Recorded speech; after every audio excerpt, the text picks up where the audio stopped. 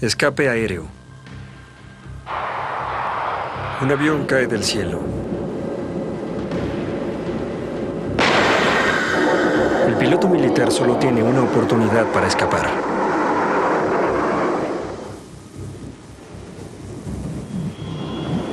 Para los pasajeros de aerolíneas, la única esperanza es sobrevivir al aterrizaje forzoso. Cuando chocamos contra la tierra, jamás me imaginé que pudiéramos golpear con tanta fuerza. Lo primero que pensé fue, no puedo creer que los huesos de mi cuerpo sigan unidos.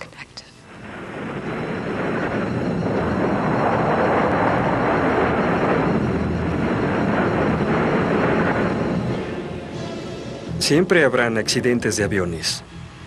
El problema es cómo hacer que no sean mortales.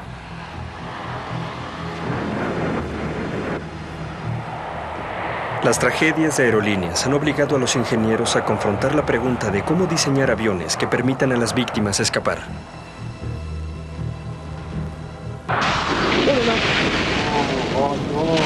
Oh no.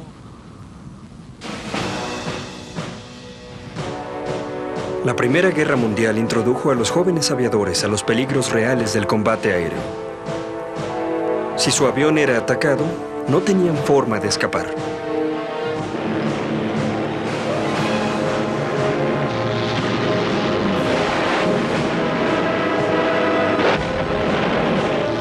En el frente occidental, los grupos de globos de observación tenían una posición aún peor. Al patrullar detrás de las líneas enemigas, se convertían en blancos fáciles. Traten de imaginar esto. Una pequeña canastilla debajo de un globo lleno de hidrógeno, con gente desagradable que dispara desde sus aviones balas contra usted. Se necesitaba un sistema de escape. Solo se trataba de usar un arnés unido a un paracaídas que estaba en una caja en el extremo de la canastilla. Lo que hacían era saltar, y su peso hacía que saliera el paracaídas de la caja. Aunque se salvaron las vidas de cientos de vigías en globo, se pensaba que los paracaídas no eran útiles para los pilotos de aviones. No podían aplicar la misma tecnología al avión, porque este no está suspendido sin moverse como un globo. Con suerte, el avión vuela a cierta velocidad. Si no, se tambalea o está incendiándose. No es fácil salir de eso con un paracaídas que está unido al avión.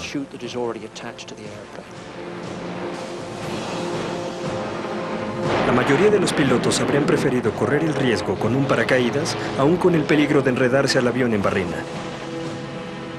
Pero los generales temían que los pilotos estuvieran tentados a abandonar sus aviones al primer asomo de peligro.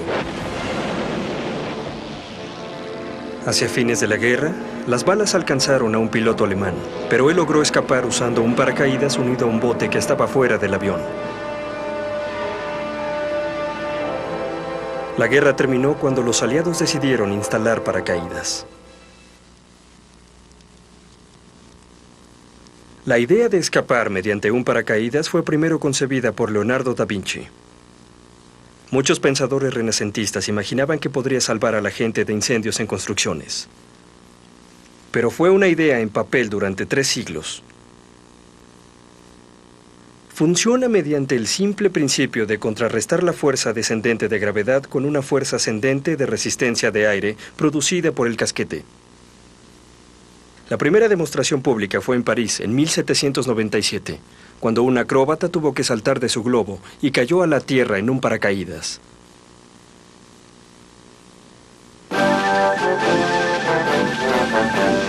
Los paracaídas siempre han estado asociados a los acróbatas audaces.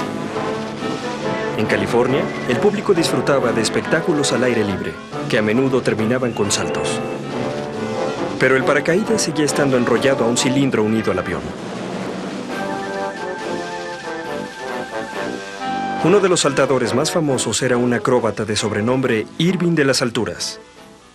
Hizo su primer salto desde un globo a la edad de 14 años y había aparecido en películas de Hollywood. A los 23 años era uno de los paracaidistas con mayor experiencia en Estados Unidos y fue el conejillo de Indias de un peligroso salto experimental.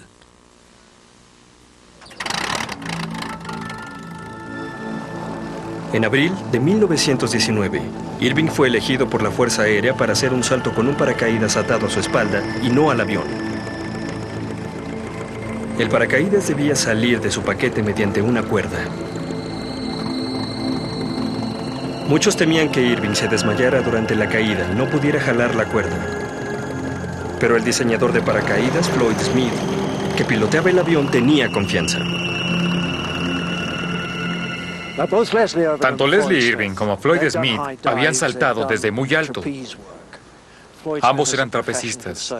Floyd Smith era un profesional en los circos. Leslie Irving lo hacía solo por placer. Sabían que al hacer ese tipo de saltos se requería de gran concentración. Estaban muy alertas. Pero ¿sería capaz de jalar la cuerda? ¿O sería cierto, como todos los científicos y doctores decían, que iba a perder la conciencia? Había una gran curiosidad alrededor del campo McCook. Había una ambulancia en espera, cosa que a él no le gustaba ver.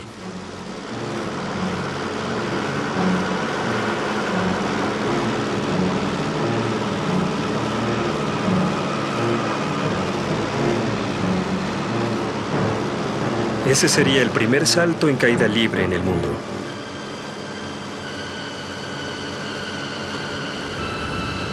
¿La aceleración sería demasiada para soportarla?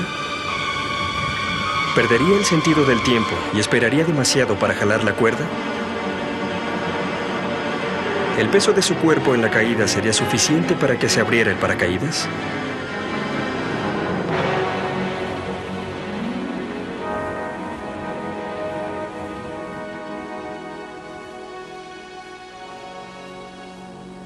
Jala la cuerda, se abre el paracaídas.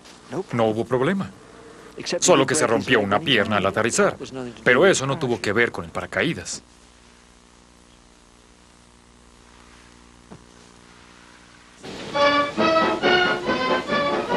Irving capitalizó el éxito de su salto y fundó la compañía de paracaídas Irving.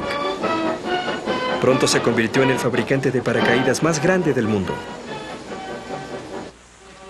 La milicia se dio cuenta de que los paracaídas eran tan confiables que podrían usarse no solo para salvar a los pilotos, sino para desplegar tropas.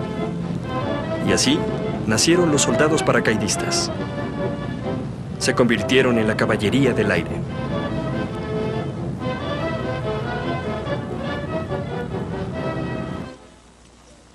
Mientras tanto, durante los 30, los viajes por avión se habían vuelto populares. Eran mucho más peligrosos que viajar por tierra o por mar.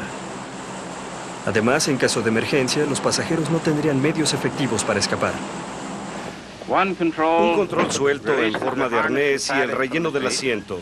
Los diseñadores de aviones empezaron a pensar en formas ingeniosas para que los pasajeros salieran de los aviones, como el disparador de la puerta. Otro control deja caer al pasajero por el piso. Y la salida del asiento móvil. Una compañía de paracaídas incluso hizo un film promocional para tratar de persuadir a las aerolíneas de darles paracaídas a todos. No está funcionando, Pat. Toma tu paracaídas, ve atrás y ayuda a Mary con los pasajeros. En los días de los aviones de propulsión, las fallas del motor a menudo causaban accidentes. Lo siento, amigos. Tenemos un pequeño problema. No se preocupen, es muy sencillo. Estamos listos. Muy bien, señor. Usted primero.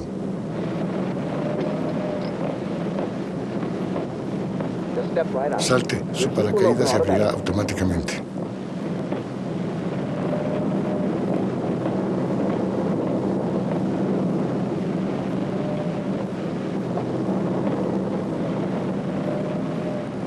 Están sanos y salvos, pero qué diferente podría haber sido.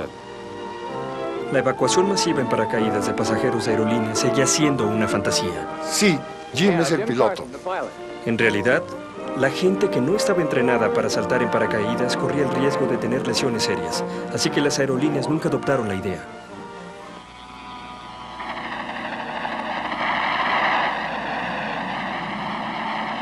En los aviones militares, el paracaídas se convirtió en la principal esperanza de supervivencia para el piloto.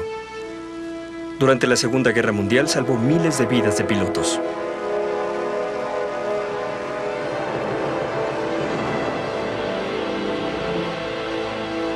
Pero conforme los aviones se volvieron más rápidos, salir de ellos era más difícil. Las pruebas en tierra en un Spitfire demostraron los efectos de la corriente de viento cuando un piloto trataba de salir de la cabina. A velocidades mayores sería casi imposible para él salir de su cabina sin ayuda.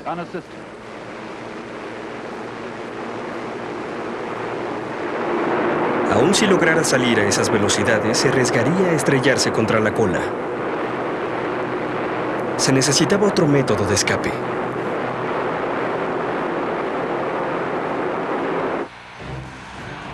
Sin que los aliados lo supieran, en Alemania, el Luftwaffe ya estaba trabajando en este problema. Su nuevo jet prototipo podía viajar a más de 900 kilómetros por hora, así que salir con un paracaídas convencional era imposible. Los científicos alemanes empezaron a hacer pruebas para ver cómo los pilotos podían actuar con fuerzas de aceleración repentinas.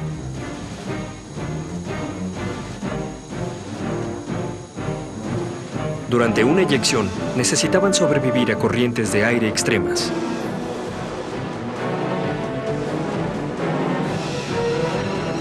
Gran parte de este trabajo se realizó en un campo secreto de investigación en Rechlin, en lo que después sería Alemania del Este. En los últimos días de la guerra fue bombardeado y ahora queda muy poco de él. 50 años después, vuelven estos hombres que participaron en los escapes a alta velocidad.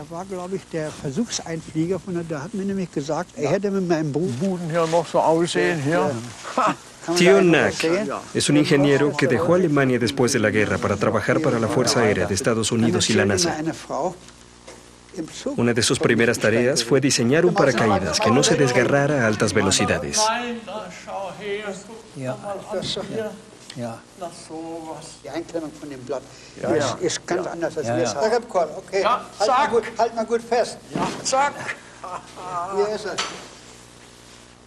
Su ingenioso paracaídas estaba hecho de listones de seda, permitiendo que saliera la corriente repentina de aire entre las aberturas. Después de unos cuantos segundos, el peso del piloto hacía que los listones se unieran soportando su descenso, como un paracaídas normal. Esto que ven son paracaídas de listón. El principio es que se abren más despacio que uno normal. Son más estables, el golpe de apertura también es mucho menor y esto nos permite usar el paracaídas a más de 400 o 500 nudos. Pero lograr que el piloto saliera a salvo de la cabina seguía siendo un problema. El invento más importante que salió de Rechlin fue el asiento de eyección.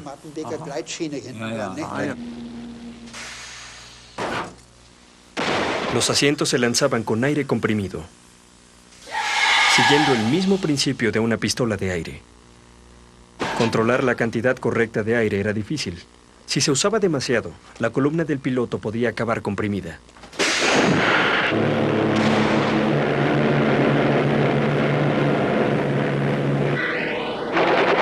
Uno de los primeros que sobrevivieron a una eyección en batalla fue el piloto de la Luftwaffe, Otto Fries.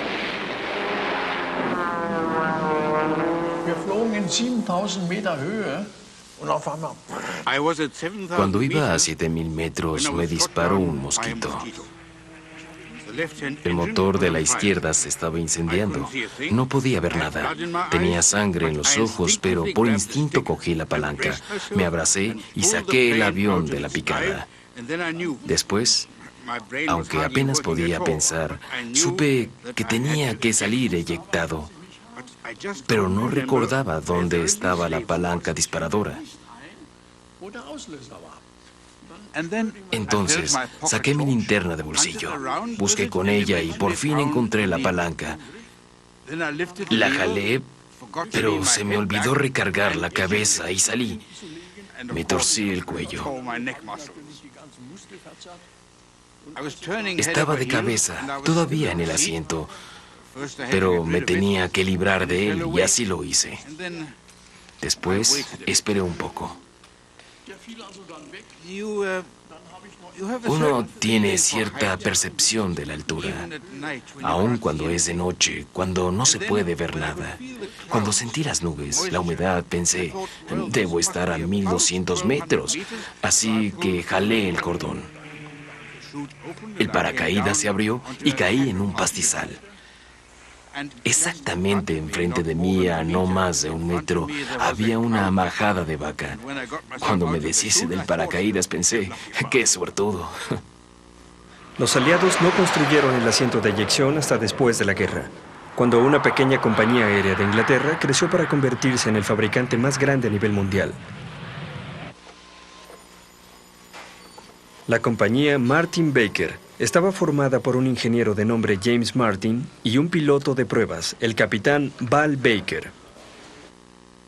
Poco después de que se formó la compañía, Baker murió volando uno de los prototipos de Martin. Así que la compañía dejó de diseñar aviones y empezó a trabajar en asientos de eyección. La pequeña empresa familiar creció bajo la vigilancia de James Martin, que tenía la misión de salvar la vida de los pilotos. Mi papá era un ingeniero sumamente capaz. Sabía operar cualquier maquinaria de la fábrica. Era tan buen diseñador como el mejor y tenía la capacidad de operar cualquier equipo que se le pusiera enfrente. Probablemente lo hacía mucho mejor que algunos de sus empleados. En los años 40 y a principios de los 50, Martin Baker realizó investigaciones pioneras sobre cómo expulsar a un piloto con seguridad.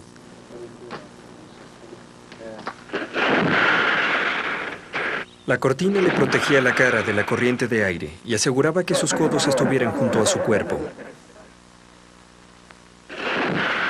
Mediante el uso de pequeños cartuchos explosivos y no de aire comprimido, el cuerpo recibía un golpe mucho menor.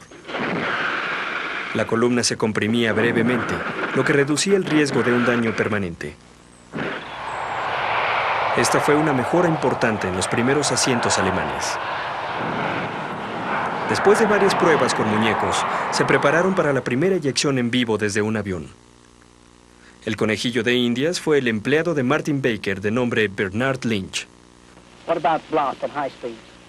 En Alemania la gente ha soportado corrientes de aire en la cara a más de 800 kilómetros por hora. Sin embargo, la velocidad del avión debe ser lo más baja posible antes de salir eyectado. Creo que en esos días, por fortuna, había mucha gente valiente. En particular, un amigo que se llamaba Bernard Lynch, que era un operador y se prestó como voluntario. Él tenía un enorme respeto por mi padre y confiaba en que no le pediría algo que pudiera matarlo, aunque tal vez podría lastimarlo.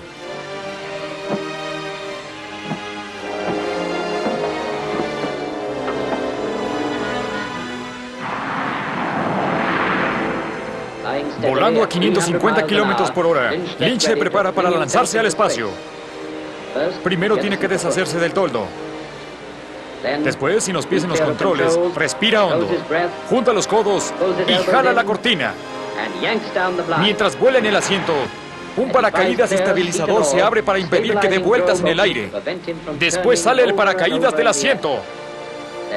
Ahora el próximo paso es liberarse del asiento. Tomándose su tiempo, despacio y con calma, Lynch lo hace. Ahora miren abajo del casquete blanco y verán que el paracaídas de Lynch se abre durante su caída.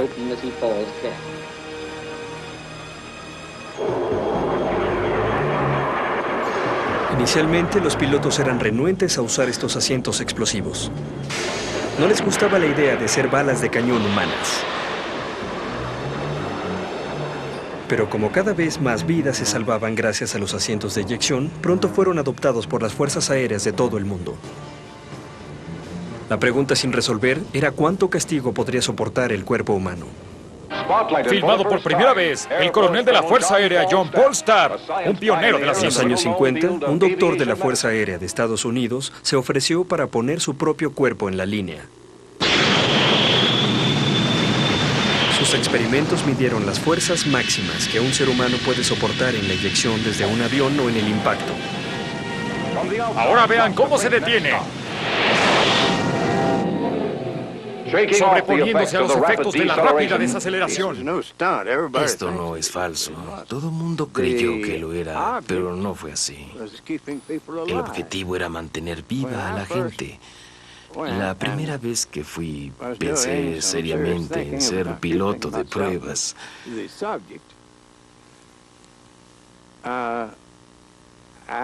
Tenía en mente que eso era exactamente lo que íbamos a hacer, salvar vidas. Hubo algunas fallas espectaculares. Por suerte, la mayoría fueron con muñecos. Después usaron chimpancés anestesiados para medir los efectos de la fuerza de gravedad. Pero los chimpancés y los muñecos no hablan. Stubb quería sujetos que pudieran describir la experiencia. Y ese era un problema, porque él era generalmente tanto el sujeto como el científico. Así que solicitó un asistente médico. Fui con mi jefe y le dije, mire, necesito que haya alguien que observe. No podemos hacerlo todo con informes subjetivos. ¿Puede conseguirme un asistente? Además, tal vez no pueda recordar todo lo que suceda si estoy sometido a una fuerza de gravedad muy fuerte. Me contestó, estás arriesgando mi ascenso. Queda suspendido. Stubb se vio forzado a usar chimpancés hasta el ascenso de su jefe. Solo entonces pudo volver a las pruebas humanas. En total hicimos 73 experimentos con humanos antes de reunir la información que queríamos. Y por alguna razón yo fui el único que se rompió las muñecas y las costillas. Los frenos hidráulicos verifican la velocidad del trineo en un instante. Al final de la línea, el coronel, riéndose de la muerte otra vez, dice que está bien. El experimento más peligroso de Stubb fue en un trineo impulsado por un cohete llamado viento sónico. Serviría para simular la eyección de un avión a velocidad supersónica. La última prueba con humanos fue el 10 de diciembre de 1954. Me dijeron, coronel, ¿no quiere un café y donas? Les contesté, no, eso ocasionaría una autopsia muy sucia. Eso fue para hacer que se concentraran y pensaran con seriedad que podía haber una autopsia. Ya había ensayado 5 veces sentarme ahí y soportar. Así que solo deseaba que todo acabara. El trineo me dio 19 Gs en .07 segundos. Y eso es como ser disparado con un cañón.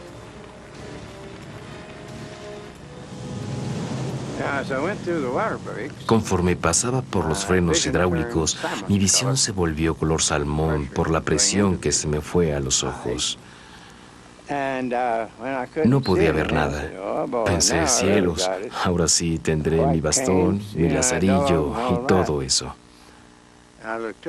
Vi hacia arriba y poco a poco el naranja dio lugar al azul. Me llevaron al hospital. Y cuando habíamos llegado, sentí una gran euforia de supervivencia. Solo podía pensar que con eso había pagado todo lo que debía, que ahora me tratarían de otra forma. Lo hicieron, pero no fue como yo pensé.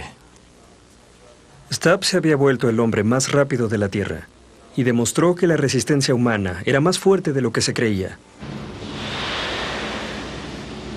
A finales de los 50, se le pidió que enfrentara un nuevo problema. La Fuerza Aérea de Estados Unidos estaba probando aviones propulsados por cohetes que podían viajar a varias veces la velocidad del sonido y volar al borde del espacio. Estas eran misiones peligrosas y la Fuerza Aérea quería asegurarse de que sus pilotos sobrevivirían al tirarse en paracaídas. Las pruebas preliminares en muñecos mostraban que la caída libre desde tales alturas podía hacer que el piloto entrara en una terrible barrena. Así que desarrollaron un pequeño paracaídas que estabilizara el descenso.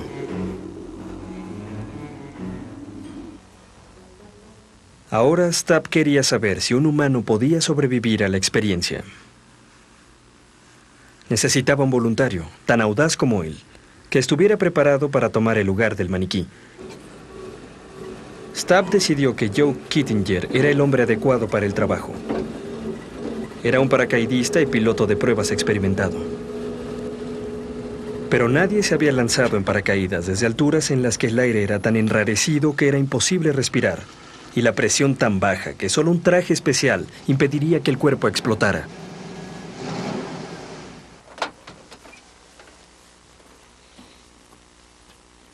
Kittinger iba a hacer el salto sobre la zona de misiles de arena blanca en el desierto de Nuevo México. El vehículo para la misión iba a ser un globo de helio. Finalmente llegamos aquí en noviembre de 1959 y estábamos listos para hacer el primer vuelo. Hacía mucho frío en el desierto y literalmente me acosté ahí y respiré oxígeno durante 2 horas. Debía hacer eso porque tenía que deshacerme del nitrógeno de mi cuerpo para no quedar paralizado al subir. Revisamos todo. Me levanté y subí los escalones. Me di la vuelta, tenía todo el equipo puesto. Me metí a la barquilla y dije, bueno, estamos listos, todo está hecho. Y ahora veremos qué pasa. El globo se elevó a 360 metros por minuto.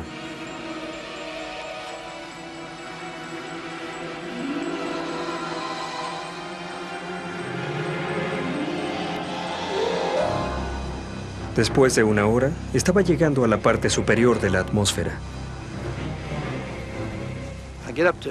Llegué más o menos a los 23,000 metros y el puesto de comando dijo, bien, es hora de partir. Cuando empecé a prepararme para salir por la puerta, me di cuenta de que estaba atorado en el asiento. Lo había hecho cientos de veces en el simulador y nunca había tenido problemas para levantarme del asiento.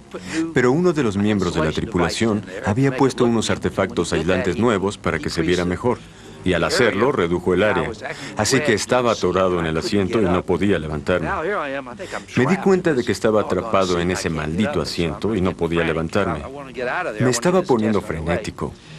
Quería salir de ahí, realizar esa prueba. Y empujé, jalé y por fin me levanté. Pero al hacerlo, jalé un reloj que no tenía que haber tocado. Salté por la puerta. Y cuando lo hice, en lugar de caer 16 segundos antes, fueron solo 2,5. El paracaídas de piloto salió y se enredó en mi cuello. Sabía que estaba en un terrible predicamento porque iba en caída libre sin ninguna estabilización. Así que empecé a caer libremente. Era un paracaidista entrenado y me estabilicé. Lo estaba haciendo muy bien. Estaba ahí pensando, cielos, tendrás que bajar bien hasta una altura segura. Y de repente empecé a caer en barrena hacia la izquierda. Lo controlé y pensé, muy bien, vas muy bien. Y repentinamente empecé a entrar en una horrible barrena hacia la izquierda. En la muñeca izquierda tenía un altímetro y un cronómetro. Debía estar muy pendiente de ellos para saber en qué momento podía jalar la cuerda del paracaídas. Pero la fuerza centrífuga era tan grande que no podía acercar mis brazos. A pesar de los esfuerzos que hacía para poder ver el altímetro y el cronómetro, si jalaba el paracaídas a más de 100 kilómetros, se desintegraría junto conmigo. La fuerza de gravedad sería terrible, así que tenía que bajar a menos de 100 kilómetros. De repente, volví a caer en espiral y empecé a marearme y me desmayé. Cuando volví en sí, estaba a 3 kilómetros. Mi paracaídas de emergencia estaba abierto y bajé. Aterricé aquí en el desierto. Estaba feliz de estar vivo, pero decepcionado de que no realizamos el experimento como debíamos haberlo hecho. Y me preocupaba que no se nos permitiera volver a hacerlo. Kittinger y Stubb persuadieron a las autoridades para completar el verdadero objetivo del programa: saltar desde el borde del espacio por encima de los 30 kilómetros. La diferencia es que estaba en el espacio. A los 23.000 metros la sangre hierve. Sabía que si el traje de presión fallaba a los 22.000 metros, tenía una posibilidad de sobrevivir. Pero por encima de los 350.000 metros, es imposible. Si algo le pasa al traje de presión, mueres. Pero algo ocurrió. El guante de su mano derecha no presurizó.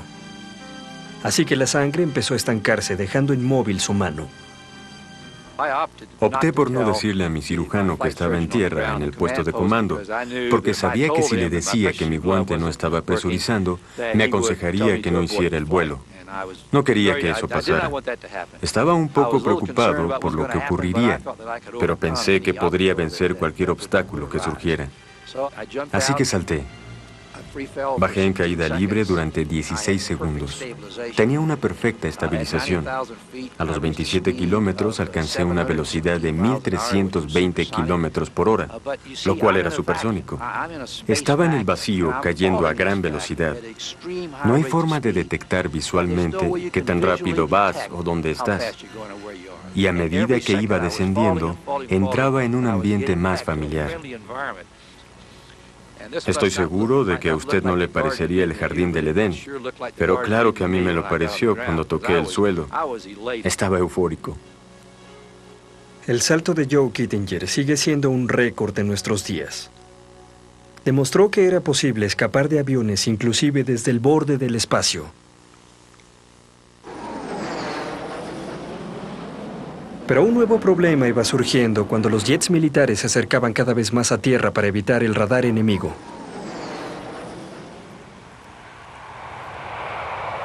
Ocurrieron muchos accidentes mortales cuando estaban demasiado abajo para garantizar una eyección segura.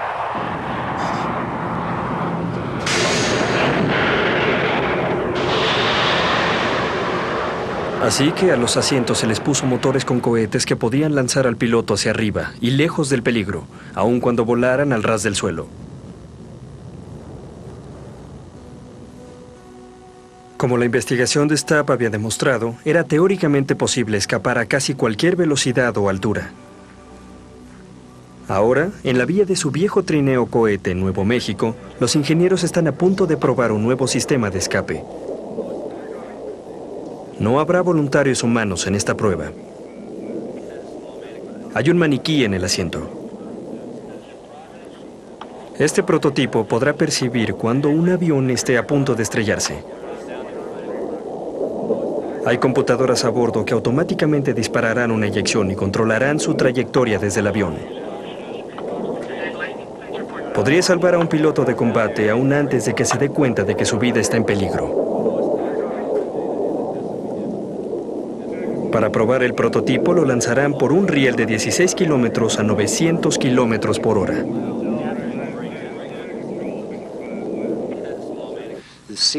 El asiento sabe exactamente en dónde está, sabe dónde está el piloto, cuál es la altura, así que sabe qué hacer para darle al piloto la posibilidad de un escape exitoso.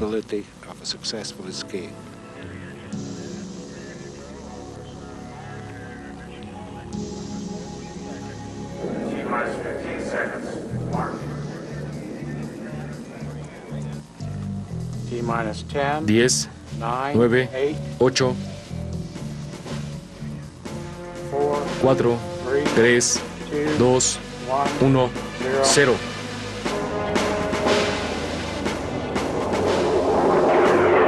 Las cámaras de alta velocidad muestran qué pasa en el momento en el que los cohetes del asiento de eyección se encienden.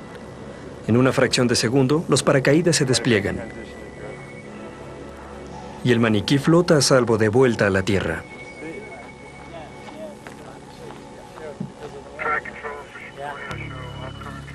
Que los pilotos les confíen sus vidas a un sistema de eyección que decide abandonar la nave sin que ellos metan mano, aún queda por verse.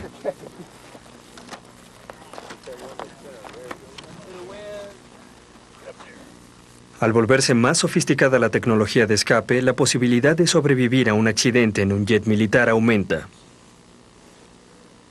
En la aviación civil, los problemas han sido diferentes.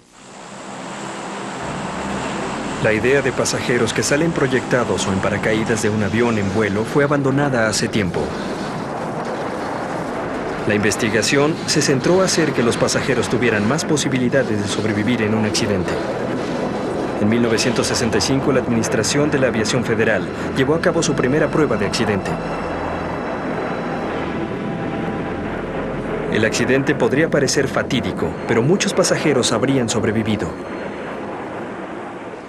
Creo que algo que la gente en general no logra apreciar son las posibilidades que hay de sobrevivir a un accidente. La mayoría cree que no queda más que una columna de humo y todo el mundo muere. Pero en realidad, si vemos un accidente de avión, de una aeronave vieja que haya sido deliberadamente probada hasta el punto de la destrucción, nos damos cuenta de que si logramos mantener viva a la gente de la cabina, lejos del lugar donde haya fuego, y si somos capaces de protegerlos del impacto, hay una gran esperanza de tener un número significativo de sobrevivientes. Los investigadores de la AAF observaron que la clave para la supervivencia era sacar a los pasajeros de la cabina antes de que ésta se llenara de humo. Utilizaron un viejo avión accidentado para realizar pruebas de evacuación. Hacerse paso hasta la salida sobre las alas era muy lento. Los pasajeros tenían que ayudarse mutuamente.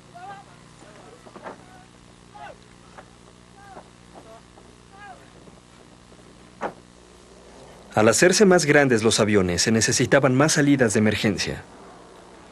Estas a menudo estaban muy por encima de la tierra como para que los pasajeros saltaran, así que en algunas aeronaves se les colocaron toboganes de seguridad. Este es un ejemplo de los primeros sistemas de evacuación para sacar a grupos de gente de un avión grande. Y este diseño tiene que ser manipulado casi siempre a oscuras si hay un accidente en la noche. Necesita que esta manija se jale. Al jalarla, el tobogán caerá al suelo. Entonces hay que agacharse y recibir ayuda para encontrar las manijas. Se colocan estas agarraderas en los anillos del piso y del techo. Ya tenemos las de abajo. Los primeros toboganes estaban hechos de lona y eran difíciles de desplegar. Ya tengo uno de este lado. Sería difícil deshacer este embrollo con un incendio afuera. Tenemos el correcto. Esto va de este lado. Arriba. Ahora arrojemos esto afuera y armemos el tobogán.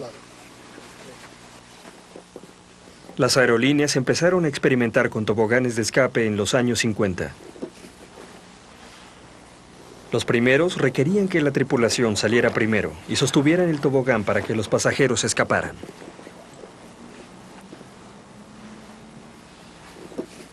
En ese entonces, como los aviones eran más pequeños, podían evacuarse en 2 minutos.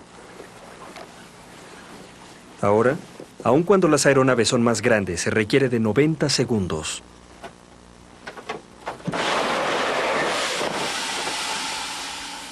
Para acelerar la evacuación, todas las aerolíneas comerciales cuentan con toboganes autoinflables.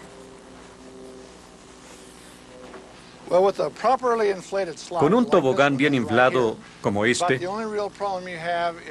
el único peligro real es caer por los lados si hay mucha gente amontonada. O también tener algunas quemaduras por la fricción en el trasero o los codos. Pero son problemas pequeños comparados con lo que podría pasar si uno no sale del avión. En 1971, un accidente en San Francisco reveló que en ciertas condiciones los toboganes de evacuación podrían ser peligrosos. Después de un aterrizaje de emergencia, hubo un pequeño incendio en el tren de aterrizaje. Se desplegaron los toboganes, pero el viento que soplaba a 40 kilómetros por hora fue suficiente para que volaran hacia atrás. Y cuando la gente se dirigió hacia las puertas, sobre todo al frente del avión, vieron que los toboganes no estaban en el suelo, sino volando.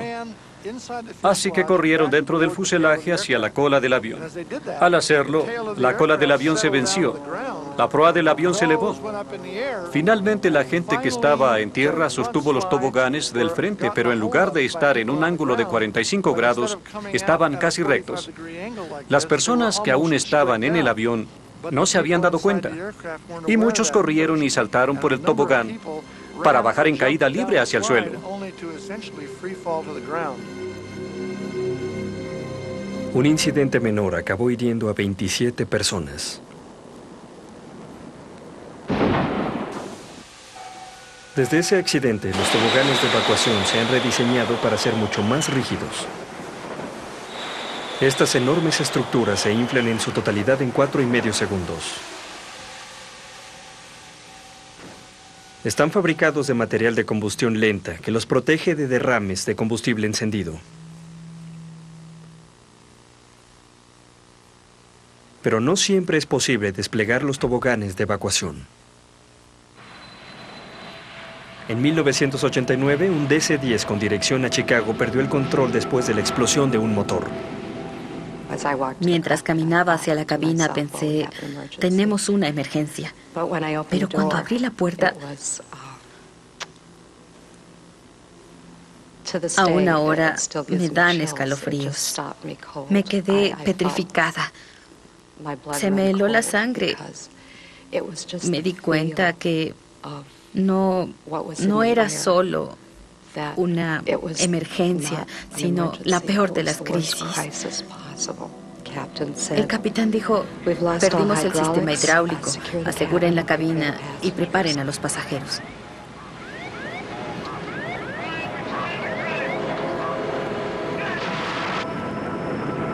El avión fue desviado a un pequeño campo de aviación en Sioux City. Golpeó la pista de aterrizaje tan rápido que el fuselaje empezó a separarse.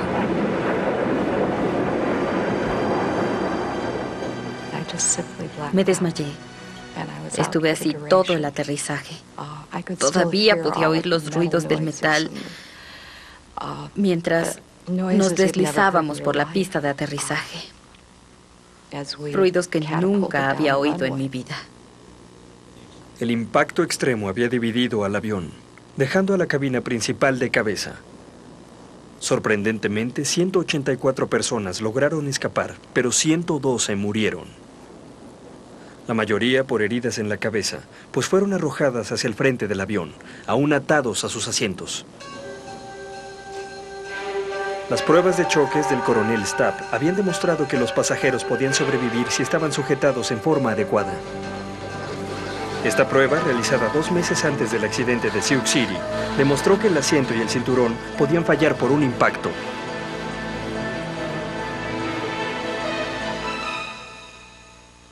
Lo que antes sucedía muy a menudo, y aún ahora sigue ocurriendo en alguna medida, es que los asientos generalmente se desprendían del fuselaje con las personas aún atadas con el cinturón de seguridad y eran proyectadas hacia el frente. Había personas amontonadas con todo y asiento. Eran como misiles y no tenían forma de salir. Así que si se lograra impedir que los asientos se despeguen, hay muchas posibilidades de que la gente sobreviva en accidentes más severos.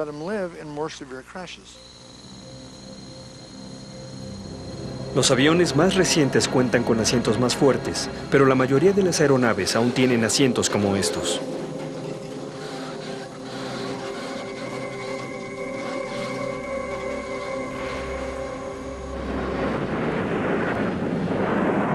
En el accidente de Sioux City, los pasajeros que sobrevivieron al impacto inicial se enfrentaron a otro peligro. Sabía que se estaba incendiando. Era una enorme bola de fuego en la que yo estaba suspendida. El fuego se propagó rápidamente. Yo sentía que se acercaba hacia mí. En unos segundos nos detuvimos.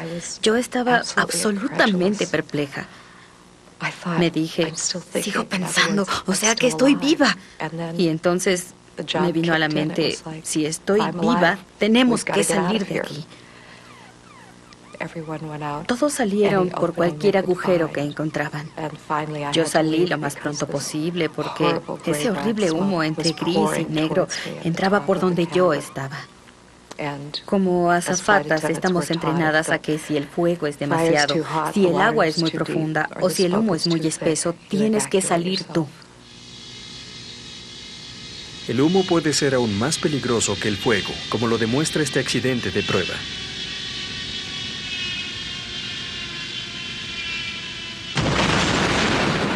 Cuando el avión dirigido a control remoto choca contra la Tierra, el combustible que está siendo probado y que es de lenta combustión falla. Las cámaras grabaron lo que sucedió dentro de la cabina cuando el avión estaba atrapado en el fuego.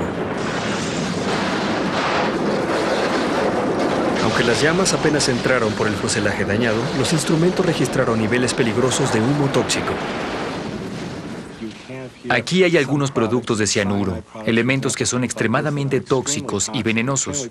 Actúan casi de inmediato, como un gas venenoso. Se usaron en la Primera Guerra Mundial e impedían que la persona actuara de manera satisfactoria.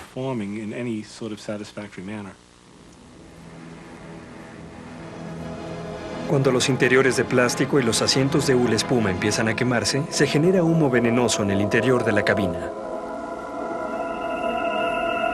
El retraso de unos cuantos segundos en la evacuación de un avión puede ser la diferencia entre la vida y la muerte. Este accidente en Manchester, Inglaterra, en 1985, no dejó duda alguna sobre los efectos letales del humo tóxico. El avión, que llevaba 130 pasajeros, se incendió en el despegue. Durante la emergencia, una salida se bloqueó, pero las otras se abrieron con los toboganes de escape. Debió haber habido tiempo suficiente para evacuar a todos. Pero 55 personas murieron. La mayoría habían muerto tras inhalar humo tóxico. Toda la industria de las aerolíneas se impresionó, por lo que debió haber sido un accidente menor. Cuando el fuego entró por la parte trasera de la cabina y la gente empezó a ver el humo, muchos corrieron tan rápido como pudieron. Algunos pasaban sobre los asientos hasta el frente de la cabina. Cuando llegaban a lo que llamamos mamparas, que es bloquear la salida.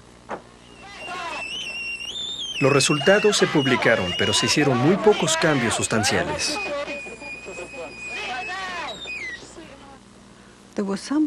En algunas partes del mundo se tenía la idea de que el accidente de Manchester había sido un caso único. Pero años después sucedió un accidente en Los Ángeles en el que otra vez un avión estrecho se incendió. Y desgraciadamente, de nuevo, los pasajeros tuvieron problemas en la salida de emergencia del ala que quedó bloqueada. En Los Ángeles, el Boeing 737 se estrelló contra un edificio que bloqueó la mitad de sus salidas de emergencia. A 20 de 80 personas a bordo los alcanzó el humo y murieron antes de que pudieran salir del avión.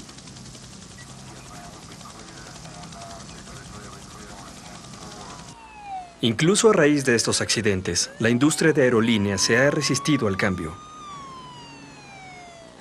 Aumentar el número de salidas de emergencia significa tener menos asientos y menos pasajeros que paguen. Huir también se ha concentrado en otras formas para mejorar los tiempos de evacuación sin tener que rediseñar los aviones. El desempeño del personal de cabina en una emergencia puede modificar sustancialmente el número de sobrevivientes. ¡Desabrochen sus cinturones y vengan por aquí! ¡Esperen! ¡Esperen! Por favor, sigan caminando hacia mí. No hay duda de que una buena y decidida tripulación puede controlar y movilizar con rapidez a los pasajeros para que no se amontonen. Eso hace una tremenda diferencia. Al dirigir agresivamente, inclusive al empujar a los pasajeros, las azafatas pueden evacuar el avión con mayor rapidez. En un avión en llamas, esto podría salvar la vida de docenas de personas.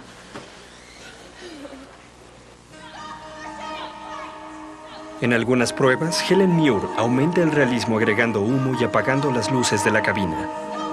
Así es como la mayoría de los accidentes terminan. Creo que es difícil sobrevivir en una cabina oscura llena de humo. La razón principal es que siempre usamos la vista para encontrar hacia dónde ir. Si los pasajeros quieren saber lo que necesitan hacer para sobrevivir en una emergencia, creo que lo más importante, además de escuchar las instrucciones, es que al sentarse vean dónde está la salida de emergencia más cercana y que imaginen cómo llegarían a ella, si pasarían sobre los asientos o saldrían por los pasillos. En cualquier caso, contar cuántas filas de asientos tendrían que recorrer. Así sabrían dónde están las salidas y en caso de incendio y humo, sabrían a dónde ir y cómo llegar.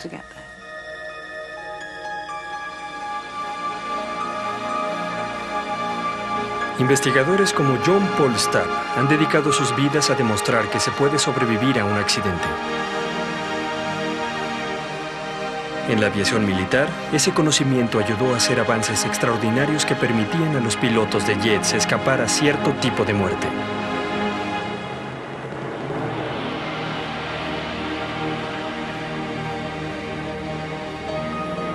En los viajes por avión, como en otros medios de transporte, los accidentes seguirán ocurriendo. ¿Cómo lograr sobrevivir a ellos? Es una pregunta que sigue inquietando a la aviación.